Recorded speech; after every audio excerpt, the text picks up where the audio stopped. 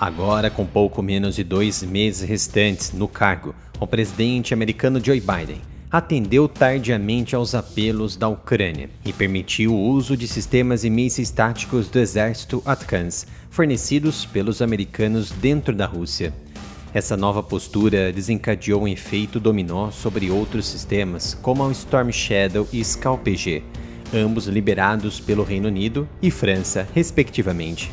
Isso ocorre um pouco mais de uma semana após outra decisão pós-eleitoral de permitir que um pequeno número de contratantes de defesa dos Estados Unidos consertem sistemas de armas feitos nos Estados Unidos dentro da Ucrânia, em vez de forçar os ucranianos a levar suas armas para países da Organização do Tratado do Atlântico Norte para reparo.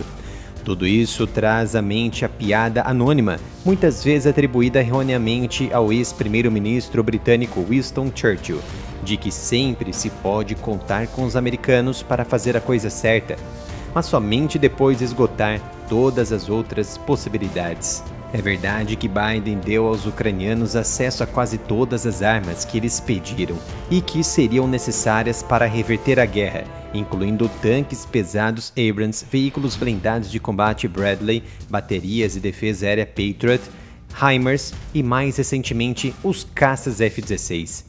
Mas somente após deliberações agonizantes e prolongadas, durante as quais a Ucrânia pagou um preço substancial em terras e vidas por não ter tido os sistemas de armas anteriormente.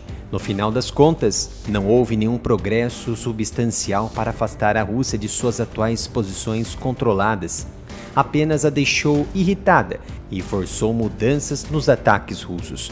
Essa cautela em permitir que armas ocidentais de longo alcance fossem liberadas para a Ucrânia fez sentido no estágio inicial da guerra, que começou com a invasão não provocada da Rússia em 24 de fevereiro de 2022, quando havia temores legítimos de que o presidente russo Vladimir Putin pudesse usar armas nucleares para compensar os reveses sofridos por suas forças convencionais no campo de batalha. Mas esse ponto de perigo passou no outono de 2022, quando Putin não adotou armas nucleares, apesar de sofrer derrotas substanciais nas províncias de Kharkiv e Kherson. Desde então, a Ucrânia cruzou uma suposta linha vermelha russa após a outra, incluindo a implantação repetida de drones para bombardear Moscou e o envio de forças terrestres ucranianas para ocupar parte da província russa de Kursk em agosto de 2024. A Ucrânia agora se encontra na defensiva e perdendo terreno na região oriental de Donbas, na taxa mais rápida desde 2022. As tropas russas estão se aproximando da cidade-chave de Pokrovsk, um importante centro de logística e transporte que ancora a defesa ucraniana do leste, embora a um custo impressionante. O ATACMS, Storm Shadow e Scalp-G, agora liberados totalmente, mas limitados a 300 km, permitirão que os ucranianos ataquem ainda mais profundamente contra alvos militares dentro da Rússia. Se os sistemas mudarão ou não a guerra, a ponto de tornar a Ucrânia vitoriosa, é uma grande dúvida. Alguns oficiais do Departamento de Defesa americano argumentaram contra a decisão dos mísseis de longo alcance, com base no fato de que a Rússia já havia movido muitas de suas aeronaves para fora de seu alcance e que os ucranianos não tinham ATACMS suficientes para mudar o curso da guerra. Algumas estimativas colocam o número total de ATACMS nas mãos de Kiev em menos de 50, mas ainda há alvos militares russos significativos dentro de 300 quilômetros da fronteira com a Ucrânia, em que essas poucas dezenas de mísseis podem ser empregados livremente. Estes agora supostamente incluem as bases onde as tropas norte-coreanas se posicionam para seus ataques a posições ucranianas. A Bloomberg relatou que Pyongyang poderia enviar cerca de 100 mil tropas a mais. Mesmo essa quantia maior compensaria apenas menos de 3 meses de perdas russas em combate, mas as contribuições das tropas norte-coreanas podem reduzir a pressão sobre Putin para iniciar convocações impopulares e involuntárias de reservistas russos. Os mísseis agora liberados podem não ganhar com poder de fogo, mas em reação política.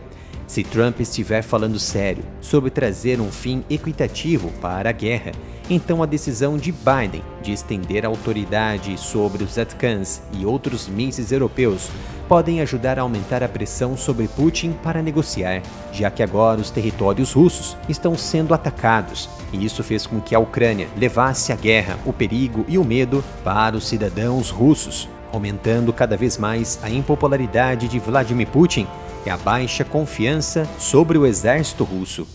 No último domingo, a Ucrânia desferiu um grave golpe contra a defesa da Rússia em Kursk. Isso porque munições clusters do sistema de mísseis americanos de longo alcance ATACMS atingiram um campo de aviação russo lá na região atualmente ocupada de Kursk, onde há uma grande concentração de tropas norte-coreanas. As imagens compartilhadas nas redes sociais mostram a estação de radar 91N6E totalmente queimada, que faz parte do sistema de defesa aérea russo S-400, um dos sistemas mais avançados e tecnológicos do mundo, que pode fazer um perímetro de defesa de até 400 km de distância e atingir sistemas aéreos a 30 km de altitude. Diante da destruição de um S-400, atingir um radar corta a espinha dorsal da defesa de uma bateria de S-400, tornando um ou vários lançadores totalmente incapazes de atuar. Além do mais, os radares requerem componentes sofisticados e de alta tecnologia que a Rússia encontra dificuldades no atual mercado ocidental, sancionado pelos Estados Unidos e os europeus, marcando uma grande desvantagem para a Rússia nas fronteiras diretas com a Ucrânia. Este é o novo canal dedicado a assuntos de geopolítica e defesa. Venha fazer parte do Analytics, se inscreva e ative as notificações.